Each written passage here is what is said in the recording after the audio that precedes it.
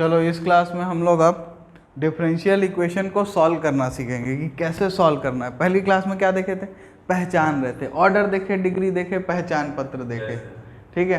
तो अब उसको सॉल्व करना शुरुआत करते हैं। देखो इस टाइप का अगर इक्वेशन तुम लोग को दिया होता था कि x square plus 1 is equal to 0 या फिर sine square x minus cos x is equal to 0, तो इसको सॉल्व कर लेते, तुम लोग कर लेते हो ना आराम से। इसको बोल सकते हो x square is equal to -1, फिर इसको क्या ये आयोटा वाला कॉम्प्लेक्स नंबर, कॉम्प्लेक्स सोल्यूशन मिलेगा, यहाँ से रियल सोल्यूशन मिलेगा, है ना। तो यहाँ पे जो इसका x की वैल्यूज आएंगी वो कैसे मिलेंगी, या तो कॉम्प्लेक्स मिलेंगी या तो रियल मिलेंगी, और उसको उठा के अपन को इसमें पुट करना है तो LHS और RHS दोनों बराबर हो जाएंगे। तो इसका मतलब क्या है कि वो वैल्यू इसका एक रूट है या इसका एक सोल्यूशन है, कोई दिक्कत। लेकिन अगर मेरे पास ऐसा हो, मतलब d square y by dx square plus y is equal to 0 हो, तो इसका क्या है भाई, इसका जो सोल्यूशन होगा वो कैसे मिलेगा सोचो।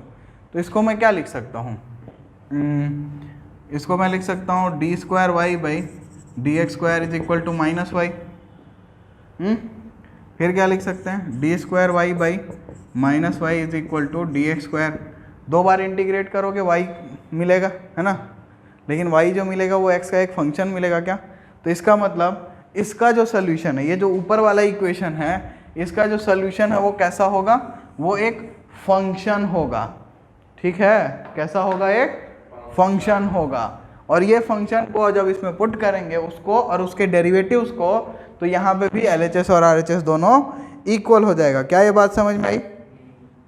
तो मान लेते हैं कि मेरे पास एक कर्व है y is equal to phi of x, ठीक है, और ये कैसा है a sine x plus b हो सकता है, और इसका और इसके डेरिवेटिव्स को जब मैं इसमें पुट करता हूँ ना, तो मेरा क्या मिलता है, LHS और RHS इक्वल मिलते हैं। तो इसका मतलब मैं क्या बोल सकता हूँ कि ये जो y है, ये जो फाई ऑफ x है, ये एक सल्यूशन है किसका, इस डिफरेंशियल इक्वेशन का। क्या ये बात समझ में आई। तो इस जो ये जो है, ये तो एक कर्व मिलेगा, है ना, एक ग्राफ बना सकते हो ना इसका, y is a function of x, एक कर्व मिलेगा तुमको। तो इस कर्व को हम लोग क्या बोलते हैं, सल्यूशन कर्व या फिर इंटीग्रल कर्व भी बोला जाता है, क्योंकि ऑब्वियस सी बात है वो पहुंचे कैसे होगे, जो डिफरेंशियल इक्वेशन है उसको इंटीग्रेट करके ही तो पहुंचोगे ना फाइनल वैल्यू पे, ठीक है। लेकिन यहाँ पे क्या है ना, यहाँ पे 2 कॉन्स्टेंट्स हैं, ये a और b, और ये a और b जो है ना, ये कैसे हैं भाई, तो ये रियल नंबर है पहली बात तो, और उसके अलावा ये आर्बिट्री है, इनका वैल्यू अपन को मालूम अभी नहीं है, कुछ कंडीशन दी होगी तो पता चल जाएगा। बट ये ना, ये ऐसा सोल्यूशन कैसा होगा जब इसमें आर्बिट्री कांस्टेंट इन्वॉल्व होंगे। कौन, आर्बिट्री कांस्टेंट। तो वो जो सोल्यूशन कहलाएगा उसको हम लोग बोलेंगे जनरल सोल्यूशन, क्योंकि वो जनरल केस के लिए वैलिड है। लेकिन अगर तुमको आर्बिट्री कांस्टेंट की वैल्यू दे दी और बोल दिया y is equal to 2 sine x plus pi by 2, तो ये क्या बन जाएगा, ये अब यहाँ पे आर्बिट्री कांस्टेंट की वैल्यू हमको नोन है, तो ये क्या बन जाएगा, ये बन जाएगा पर्टिकुलर सोल्यूशन। क्या ये बात समझ में आई, ठीक है। तो जनरल सोल्यूशन और पर्टिकुलर सोल्यूशन में डिफरेंस समझ में आया क्या, क्या होता है। मतलब जब फंक्शन दिया है, फंक्शन तो एंड होगा ही होगा, लेकिन अगर हमको आर्बिट्री कांस्टेंट मालूम है तो पर्टिकुलर सोल्यूशन है, और आर्बिट्री कांस्टेंट अगर मालूम नहीं है, जनरल सोल्यूशन। समझ में आ रही बात। पर्टिकुलर सोल्यूशन क्या है, जनरल सोल्यूशन का ही एक केस है जिसमें वो जो कांस्टेंट्स है उनकी वैल्यू कुछ वैल्यू पे जाके फिक्स हो जा रही है। समझ में आ रही है बात। ये जनरल सोल्यूशन को ही ना प्रिमिटिव सोल्यूशन बोला जाता है। क्या बोलते हैं, प्रिमिटिव, पुराना सोल्यूशन एक तरीके से।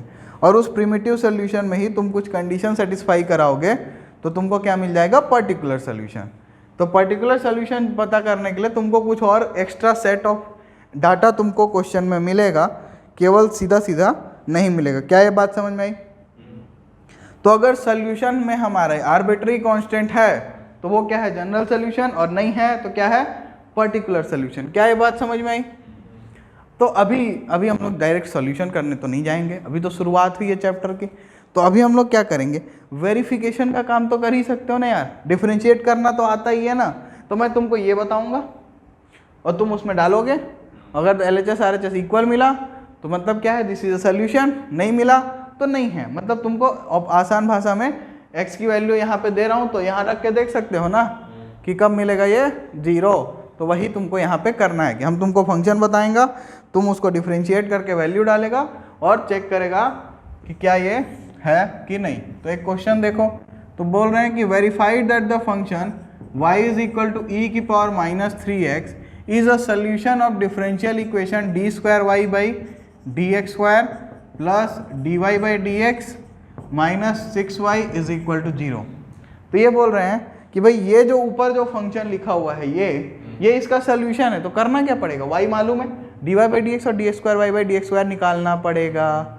निकालते हैं फिर, तो क्या निकालेंगे, d y by d x कैसे निकालेंगे भाई, चेन रूल से निकाल लेते हैं। तो क्या होगा, e की पावर माइनस 3x का तो कुछ नहीं हो सकता, लेकिन फिर माइनस 3x का करोगे तो क्या मिलेगा, -3, कोई दिक्कत, तो मिल गया -3 e की पावर माइनस 3x, ठीक, कोई दिक्कत। अच्छा, अब इसको डबल डिफरेंशिएट करते हैं, d square y by d x square निकालते हैं, तो इसको डिफरेंशिएट करेंगे, -3 ठीक है, e की पावर -3x भी ठीक है, फिर -3x का करोगे तो क्या मिलेगा, -3, तो क्या मिला, 3 3 जा 9, माइनस माइनस प्लस e की पावर -3x, चलो वैल्यू पुट करो तो 9 e की power -3x plus d y by d x कितना है, -3 e की पावर -3x माइनस 6, y कितना है, e की power -3x is equal to क्या होगा भाई, देखो ये क्या है, 9 e की पावर -3x माइनस 9 e की power -3x equal to 0 equal to RHS।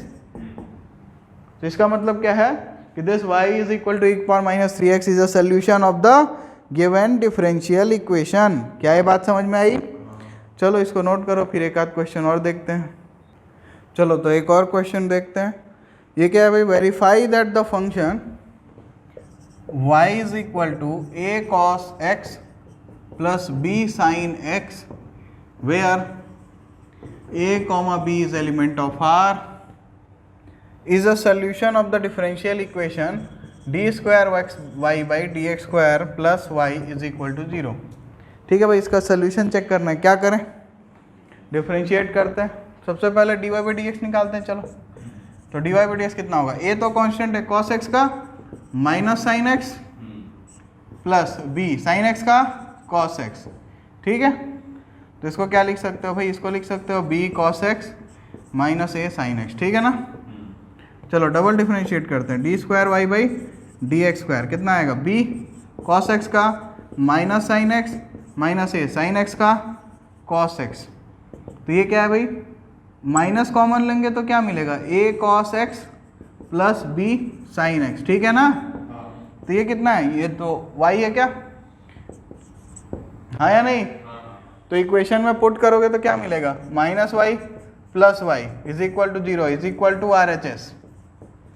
Hence, this is a solution of the above differential equation। क्या है बात समझ में आई, कर सकते हो, तो करना क्या है इसमें, बस अपने को डिफरेंशिएट करना और फंक्शन में पुट कर देना जो भी डिफरेंशियल इक्वेशन है उसको, मतलब जो भी डिफरेंशियल इक्वेशन है उसमें फंक्शन को पुट करना है, उसके डिफरेंशियल्स को पुट करना है और चेक करना है कि LHS और RHS इक्वल मिला कि नहीं। कर सकते हो ना, तो एक काम करना, एक्सरसाइज 9.2 में 12 क्वेश्चंस हैं, उनको ट्राई करो और एंजॉय करो।